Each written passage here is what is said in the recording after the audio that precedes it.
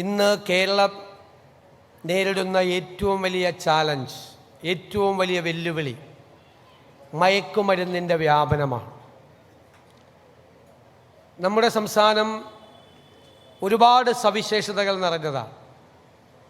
വിദ്യാസമ്പന്നരായ ചെറുപ്പക്കാർ, വിദ്യാഭ്യാസ രംഗത്ത് നമുക്കുണ്ടായ പുരോഗതി, സാക്ഷരത, ആരോഗ്യ വിദ്യാഭ്യാസ രംഗങ്ങളിലുണ്ടായിരുന്ന നേട്ടങ്ങൾ, ഒരുപാട് കാര്യങ്ങളിൽ നമ്മൾ നിരവധി വർഷങ്ങളായി നമ്മുടെ രാജ്യത്ത് ആ ഇൻഡെക്സ് പരിശോധിക്കുമ്പോൾ നമ്മൾ മുൻപന്തിയിലാണ്.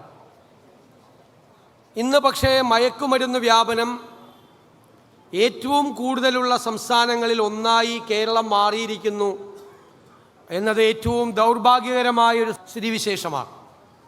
ഞാൻ നിങ്ങളുടെ പ്രായത്തിൽ സ്കൂളിൽ പഠിക്കുമ്പോൾ ഞങ്ങളെയെല്ലാം ഫാമിലി പ്ലാനിങ്ങിനെ കുറിച്ചാണ് പഠിപ്പിച്ചിരുന്നത്.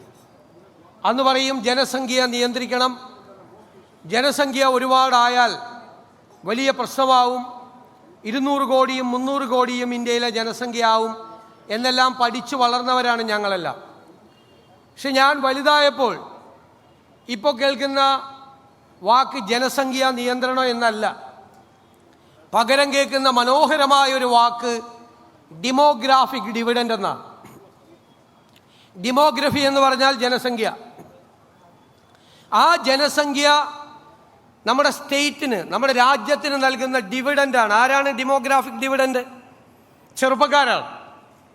നമ്മുടെ ജനസംഖ്യയുടെ 65% യങ്സ്റ്റേഴ്സാണ്. അതാണ് ഡെമോഗ്രാഫിക് ഡിവിഡൻഡ്. ജനസംഖ്യ നമുക്ക് നമ്മുടെ സ്റ്റേറ്റിന് നൽകുന്ന അഡ്വാൻറ്റേജാണ് ഡെമോഗ്രാഫിക് ഡിവിഡൻഡ്. അത് ചെറുപ്പക്കാരാണ്. കാരണം എന്താ? അവർ ക്രിയേറ്റീവാണ്, അവർ കൺസ്ട്രക്റ്റീവാണ്. ഒരു 65% ചെറുപ്പക്കാരാകുമ്പോൾ ഒരു നാട് അത്ഭുതകരമായ, വിസ്മയകരമായ പുരോഗതിയിലേക്ക് കുതിച്ചുപായും എന്നാണ് ലോകത്തിൻ്റെ മുഴുവൻ കണക്ക്. അപ്പം നമ്മുടെ സ്വപ്നം എന്താണ്? നമ്മുടെ സ്വപ്നം നമ്മുടെ രാജ്യത്തിൻ്റെ, നമ്മുടെ നാടിൻ്റെ പുരോഗതിയിലെ ഏറ്റവും വലിയ നാഴികക്കല്ല് എന്ന് പറയുന്നത് നാടിൻ്റെ യുവത്വമാണ്. ആ യുവത്വത്തെ മയക്കി കിടത്താൻ, അവരെ ഇല്ലാതാക്കാൻ ഉള്ള ഏറ്റവും പ്രധാനപ്പെട്ട കാരണങ്ങളിൽ ഒന്ന് ഇന്ന് മയക്കുമരുന്നാണ്. പലതരത്തിലുള്ള മയക്കുമരുന്നുകൾ കേരളത്തിൽ വ്യാപകമാവുകയാണ്. നമ്മുടെ കേരളത്തിൽ നിന്നുള്ള ശുദ്ധമായ സുഗന്ധവ്യഞ്ജന പൊടികൾ ന്യൂ ഡേ സ്പൈസസ് എത്തിക്കുന്നു.